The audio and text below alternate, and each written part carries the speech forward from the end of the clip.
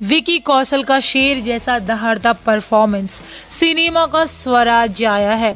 जब इतिहास की धड़कनें तेज हो जाए, जब स्वराज का परचम फिर से ऊंचा लहराने लगे और जब पर्दे पर एक राजा नहीं बल्कि एक ज्वालामुखी फूट पड़े, तो समझ जाओ छावा आ गया है।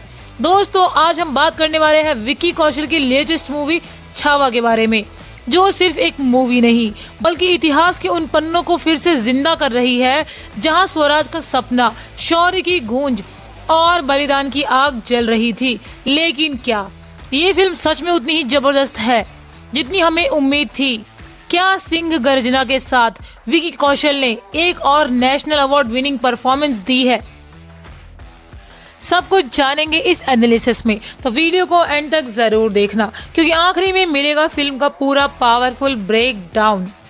छत्रपति शिवाजी महाराज को शेर कहते हैं और उनके बेटे को छावा, यानी कि छत्रपति संभाजी महाराज।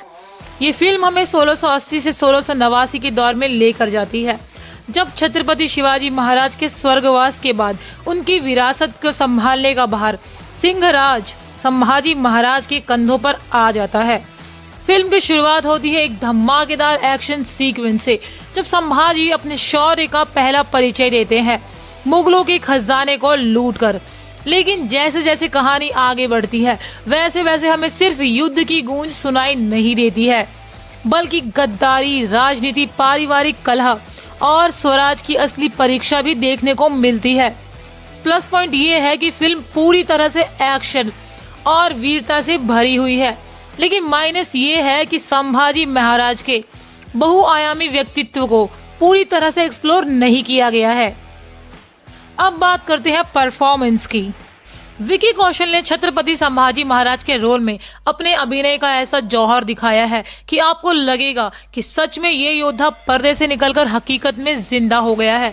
उनकी बॉडी लैंग्वेज, उनका डायलॉग डिलीवरी, फेशियल एक्सप्रेशन और युद्ध के दौरान की दहाड़े, सब कुछ गूज बम्प्स देके जाते हैं। फर्स्ट के फाइट सीन से लेकर आखिरी सीन तक जहां जहां विकी कौशल आए हैं, उनकी परफॉर्मेंस हद लेवल, मतलब शब्द नहीं है मेरे पास, top class. Last fight scene जब उनको मुगलों के द्वारा कैद किया गया, भाई साहब उस फाइट सीन में मैं लिटरली भूल गई कि ये मूवी चल रही है। लगा जैसे सचमुच छत्रपति संभाजी महाराज स्क्रीन पे आ गए हैं। I can't imagine anybody beside Vicky in this role. अब बात करते हैं रश्मिका मंदाना की। महारानी येसुबाई के रूप में उन्होंने एक शालीन और सशक्त किरदार निभाया है, लेकिन प्रॉब्लम तब शुरू होती है जैसे ही वो अपना मुंह खोलती है। एक मराठी अटायर में एक साउथ इंडियन दिख रहा था। डायलॉग्स में कोई फील नहीं था, लग रहा था जैसे वो स्क्रिप्ट पढ़ के बोल रही है। अब आते हैं अक्षय खन्ना की तरफ। औरंगजेब के रूप में खतरनाक तो लगे हैं, लेकिन उनका हर मैसेंजर को मार देना थोड़ा ओवर द टॉप लग सकता है। लेकिन मैं उनसे एक बात कहना चाहती हूँ कि भाई साहब 2-3 महीने के लिए अंडरग्राउंड हो जाओ, कहीं कोई आपको औरंगजेब समझ के पेल ना जाए। भाई इतना खतरनाक क्रूर लगा ये बंदा कि मेरे बगल में बैठे हुए बच्चे बोल रहे थे कब मरेगा ये बुढ़ा। विनीत कुमार सिंह का किरदार कवि कलश के रूप में बहुत ही इमोशनल और यादगार रहा। उनका लास्ट में poem battle was outstanding, goosebumps आ गए थे। दिव्या दत्ता ने सोयराबाई के रूप में अच्छा काम किया, लेकिन उनका ट्रैक ज्यादा एक्सप्लोर नहीं किया गया है। फिल्म का एक्शन जबरदस्त है, तलवारबाजी, युद्ध के सीन्स, घुड़सवारी, हर चीज आपको बड़े स्क्रीन पर देखने के लिए अलग ही मजा देने वाली है। सिनेमेटोग्राफी शानदार है, लेकिन कुछ जगहों पर इसे और भव्य बनाया जा सकता था। AR रहमान का म्यूजिक शानदार है, लेकिन कुछ जगहों पर वेस्टर्न टच जैसे इलेक्ट्रिक गिटार मिसफिट लग रहे हैं। But in my opinion AR Rahman को थोड़ा वेस्ट किया गया है। He is much more than this. अब चलते हैं नेगेटिव और पॉजिटिव की तरफ। तो सबसे पहले बात करते हैं पॉजिटिव की। पहला पॉजिटिव है विकी कौशल की करियर की बेस्ट परफॉर्मेंस। दूसरा पॉजिटिव है धमाकेदार एक्शन और grand battle sequence. Third positive कवि कलश और संभाजी की दोस्ती के सीन्स बहुत इमोशनल है। चौथा पॉजिटिव हिस्टोरिकल बैकग्राउंड और ओरिजिनल मटेरियल को स्क्रीन पे बहुत ही खूबसूरती से उतारा गया है। अब चलते हैं नेगेटिव्स की तरफ। तो पहला नेगेटिव है रश्मिका मंदाना।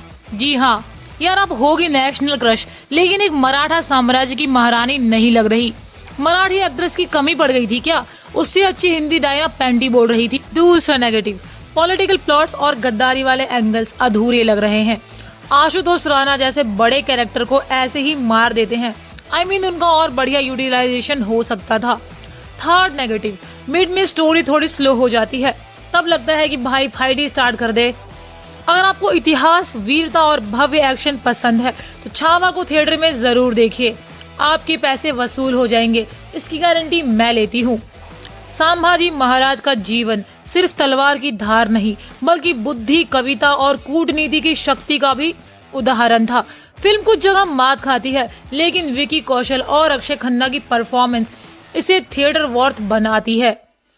आपने फिल्म देखी, क्या आपको लगता है कि ये संभाजी महाराज के जीवन की सबसे बेस्ट बायोपिक है? कमेंट्स में अपना ओपिनियन जरूर बताएं। अगर वीडियो पसंद आया हो तो लाइक, शेयर और फ्रेम बाय फ्रेम को सब्सक्राइब करना बिल्कुल मत भूलना। मिलते हैं अगली वीडियो में, तब तक के लिए जय भवानी जगदम्बा।